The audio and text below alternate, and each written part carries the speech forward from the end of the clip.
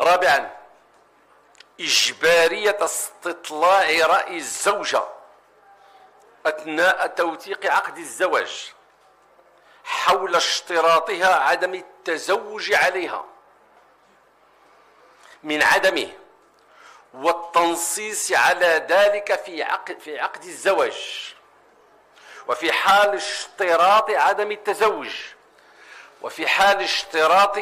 التزوج عليها فلا يحق للزوج التعدد وفاء منه للشرط. الله سلامتكم.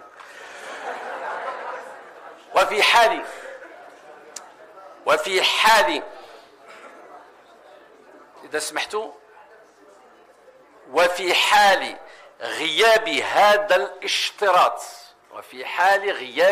الاشتراط فإن المبرر الموضوعي الاستثناء للتعدد سيصبح محصورا في إصابة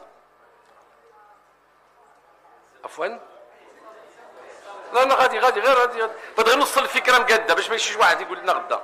سيصبح محصورا في إصابة الزوجة الأولى بالعقم أو بمرض مانع من المعاشرة الزوجية، هذا هو الاستثناء الوحيد الموجود، أو حالات أخرى يقدرها القاضي وفق معايير قانونية محددة تكون في الدرجة نفسها من الموضوعية والاستثنائية.